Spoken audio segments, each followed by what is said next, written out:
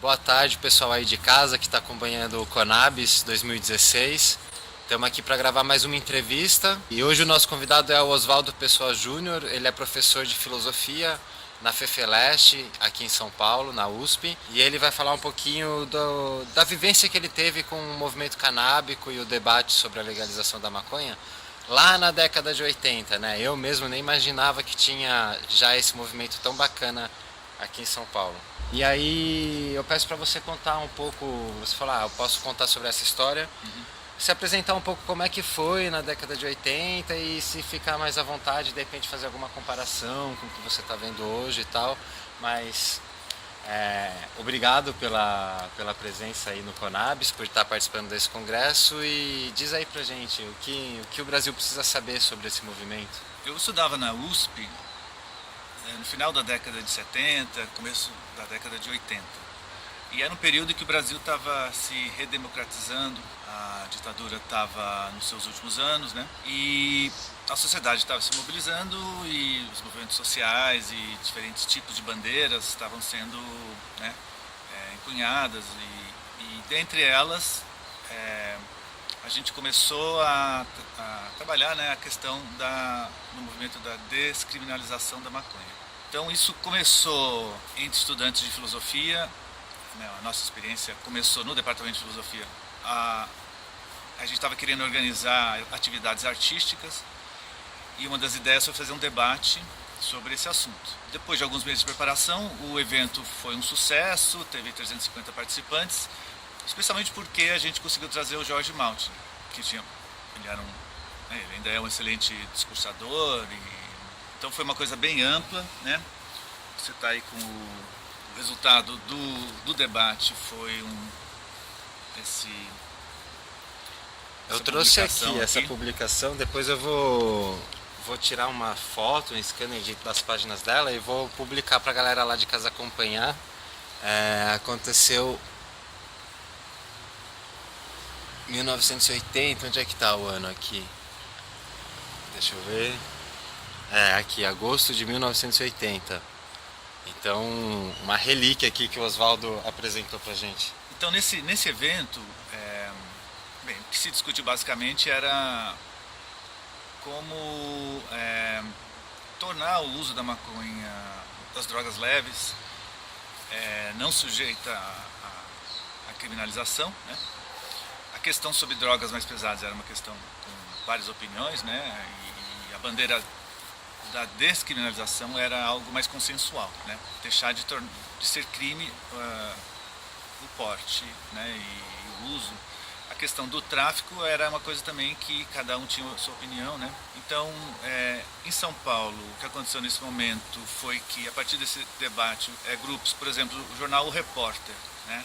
Que era um jornal da imprensa nanica, que naquela época tinha uma força razoável, né? Esse movimento da imprensa nanica.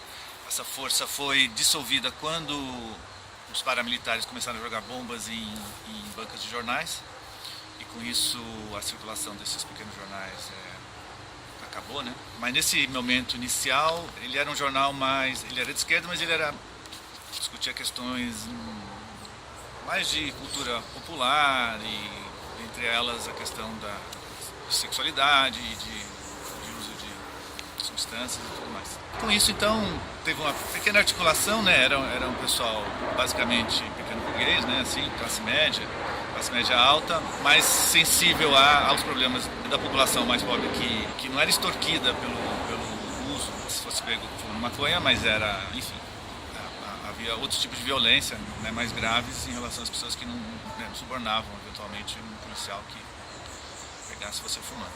Enfim, então era algo que as pessoas... Havia uma certa concordância que não está certo a gente ir para a cadeia porque está fumando maconha. Claro, a gente sabe bem, os efeitos que a maconha tem sobre o ser humano, né, não condizem com uma repressão muito grande, né? Bem, não sei se você quer falar alguma coisa aí. Não, eu ia comentar que naquela época, 1980 e até depois, 2006 que mudou, o usuário podia ser preso, né? Tinha pena de prisão, não sei se de fato ia preso, acredito que não. E falar sobre maconha, debater sobre maconha também não podia ser preso, porque até 2011 tinha essa coisa da apologia, né? Então, Você falou, não era extorquido, mas podia acontecer alguma coisa. Vocês não sofriam medo de ser preso, não tinham problema em relação a isso? Em alguns momentos, sim, né? Assim, quando o debate, esse primeiro debate foi feito na USP, enfim, não havia problema nenhum, né? A USP tem uma certa, né, autonomia e tudo mais. Depois a gente fez debates na PUC, teve um no Largo São Francisco, né, na USP também. O debate em si nunca houve problema. Havia problema na divulgação dos eventos, que a gente colocava cartazes, e esses sim eram... teve uma ocasião que foi considerado apologia, né? Mas, de concreto, não houve grandes problemas com relação a isso. Uma coisa que a gente acabou fazendo, que foi uma das coisas mais importantes, era mobilizar com o pessoal da área de direito. E naquele momento o Alberto Toron foi o estudante de direito que começou a participar ativamente de uma espécie de SOS maconheiro, né? Se você fosse pego, ou soubesse de alguém que fosse pego, preso pelo uso de maconha, haveria um telefone que você ligaria e teria um advogado especializado nesse caso, nesse tipo de assunto, para te ajudar a tentar resolver a questão jurídica. Coisa que hoje em dia, né, a gente tem novamente, né? Então, inclusive o trabalho nosso na Associação Canábica é inspirado um pouco nesse SOS que teve em 1980. É isso, também se tiver algum perrengue, procura a gente e vamos se unir. Curioso porque eu lendo aqui esse encarte sobre o debate, muita coisa do que está sendo debatido lá, a gente ainda debate hoje em dia. As pessoas me perguntam, poxa, você é o profeta, diz quanto tempo vai demorar para legalizar a maconha?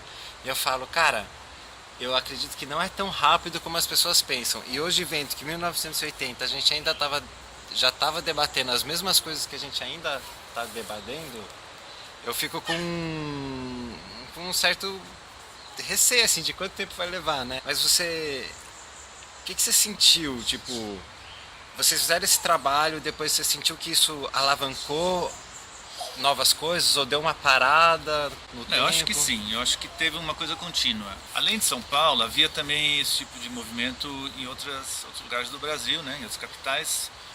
No Rio de Janeiro, a gente conheceu as pessoas que estavam envolvidas, o Júlio César Abdiala. Eles têm até um evento. Eles fizeram um debate lá que resultou num livro, né? A gente então fazia esses debatezinhos com esses cartazinhos. Então, no debate no Rio que houve, que também resultou num livro, teve a participação de juristas que foram, né, o Nilo Batista e outros, que estavam entre aqueles que, com o passar dos anos, foram contribuindo para a modificação da legislação que aconteceu, sei lá, ao longo dos anos 90 e 2000, né? Houve aí uma certa aumento de tolerância, né, ao consumo de maconha, né? Então eu acho que há sim uma continuidade. Havia políticos como o Breda, né, a Catarina Coltá em São Paulo, e no Rio, imagino que o Gabeira, enfim, houve uma continuidade. Eu tenho uma boa segurança a respeito disso, né?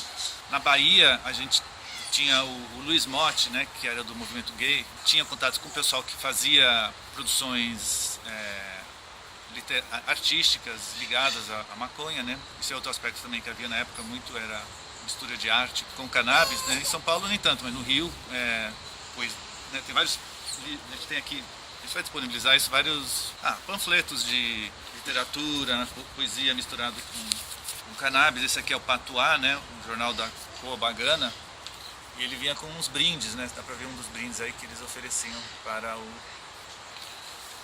quem comprasse esse jornalzinho. E isso então, em relação a... Eu não sei avaliar com precisão, né, esses aspectos de como que os movimentos... eram movimentos pouco coordenados, né? Não havia um apoio político de nenhum partido, né? Então, mas havia pessoas, e especialmente ligadas à área jurídica, que levaram adiante a luta, né? Bem, naquela época, então, a gente se divertia fazendo ocasionalmente, né, festinhas, e nessas a gente acabou conhecendo o Anthony Hanman, que é um antropólogo, filho de inglês, mas que nasceu no Brasil, morou no Brasil, melhor dizendo. Naquela época ele acabou vindo para a Unicamp trabalhar uma época lá, e então com ele a gente acabou sendo convidado para escrever um livro, né, na editora Ground, que é o Jamba Sarabamba. E então o Anthony se foi para a Inglaterra e eu fiquei de coletar alguns textos mais históricos, né, Então, em termos assim culturais, nesse livro tem umas coisas bacaninhas, mostrando de maneira mais ou menos surpreendente que o uso da maconha e manifestações culturais associadas a elas existem pelo menos desde o século XIX, né? Não sei se antes, mas há relatos aqui de Maranhão, em Alagoas. Outra coisa que a gente fez, além de uma espécie de guia do que fazer quando você é pego, etc, etc, a gente resolveu fazer um manifesto pela descriminalização da maconha. E a história foi engraçada, eu acho, porque a gente foi lá na casa do Marcelo Paiva, né? Tava o Zanata, tava o Edu da PUC, e a gente estava em 5 ou 6, acho que o Anthony estava junto, e a gente então começou a redigir, né, o manifesto. Como é que a gente vai fazer isso? Vamos considerando que o uso da maconha é um costume, considerando que há repressão, que a maconha, aqui está escrito, não causa dependência física, né, o que acho que é correto dizer. Depois a gente pode tocar nessa questão da dependência, né, os altos lucros que o tráfico obtém disso, etc, etc. Considerando isso, vamos agora apresentar as nossas bandeiras. Legal. Aí a gente resolveu, né? Estamos aqui fazendo sobre isso, estamos aqui há 1 hora já escrevendo, vamos fumar maconha. Aí fumamos um pouquinho de maconha, e aí, ao retornar ao documento, a gente não conseguiu terminar o documento. Esse foi o fato, né? E então, depois de 1 ou 2 horas tentando, a gente acabou indo embora, rindo, se divertindo muito. E posteriormente a gente terminou o tal do manifesto, né, que defendia a descriminalização, né, e também o direito do plantio para o consumo próprio, né, que é uma bandeira que hoje em dia é bastante forte, né. É isso que eu comento, porque eu estou vendo aí 1982 na data do manifesto, e a descriminalização e o cultivo, o plantio, são 2 bandeiras que a gente continua defendendo. Então é bom ver que o tempo passa, mas a gente está conectado, e a gente sacar que não é pouco o trabalho que a gente tem que fazer, porque o avanço não é tão rápido como a gente pensa que é as coisas, que a gente acha que não, agora tem um monte de reportagem de maconha, já vai legalizar porque legalizou no Uruguai. Aqui no Brasil a gente tem a nossa experiência com a escravatura, com outras questões que acaba indo um pouco mais devagar. Então quem está acompanhando, vê se inspira aqui nesse debate que a galera já fazia lá nos anos 80, para somar junto com a gente e fortalecer esse debate da maconha hoje, né? 2020 quase que a gente tá. Oswaldo, a gente tá aqui, já estamos mais ou menos uns 15 minutos conversando. Legal, é o tempo que a gente prevê, de 15 a 20 minutos. Mas queria deixar aberto, se teve algum ponto que a gente não passou, se de repente tem algum documento interessante aí que seria legal mostrar pro pessoal lá de casa, ou simplesmente agradecer.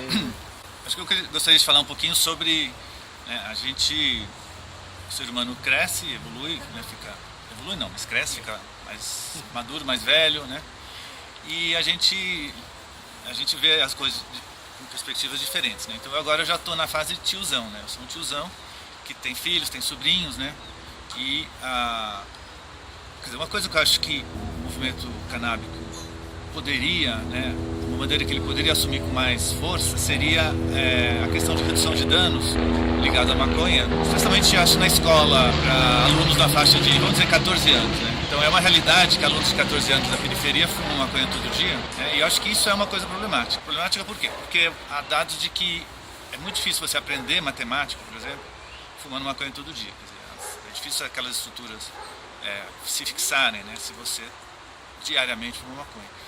Então, se isso é considerado realmente um problema, e se a gente do movimento canábico reconhece que isso, né, é problemático, então por que não a gente discutir isso, colocar isso, mostrar que tudo tem o seu lado bom e o seu lado ruim, e esse pode ser um lado ruim, né, ligado à maconha, e que a gente pode, por estar envolvido com o consumo, tomar, vamos dizer, se adiantar para eventualmente ir para as escolas, dependendo aí da situação, e trabalhar essa questão, né, de alguma maneira ou de outra. Então, assim, uma ideia que eu tenho como aluna é que dá aula, né, na periferia, e ela que me relata esses casos, né, de dificuldade de aprender física por conta, né, do pessoal ficar à noite, né, o pessoal noturno, tem convívio com tráfico. Quer dizer, na verdade, a gente vai fazer uma espécie de experiência. Quer dizer, será que discutindo a natureza do cérebro, da mente, discutindo questões de filosofia da mente, que são muito divertidas de discutir em sala de aula, e não é muito feito, né? É uma coisa nova assim, que a gente está fazendo. E uma discussão sobre a natureza química, né, das drogas. Aí seria um conteúdo de química, né, um conteúdo transversal, né, de você tratar de vários assuntos. Usando o tema do cérebro, mas especialmente aqui nesse caso das drogas. Né? Então a experiência é ver se a reflexão, o estudo disso por parte dos jovens faz com que eles consigam lidar de maneira mais madura, vamos dizer assim, com a maconha e com outras drogas. Né? Então é uma coisa que a gente vai tentar fazer. Grande desafio, né? Jovem, maturidade.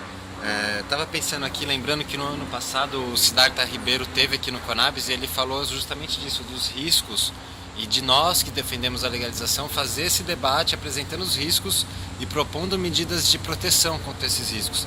Ele falava justamente dos jovens, ele fala até que o ideal seria a gente preservar o jovem desse tipo de substância que atua na mente até os 21 anos de idade, mas a nossa realidade ela é um fato, e com 14, como você comentou, 13, 15 anos, eu mesmo experimentei a maconha e comecei a usar com 15 anos, os jovens já estão usando, então não adianta tampar os olhos para a realidade, né? Oxalá o seu projeto de chegar lá no ensino médio com esses jovens dê certo e que a gente possa levar essa coisa da educação das drogas o mais adiante, porque não é nem polícia nem médico, né, que a gente precisa de professor.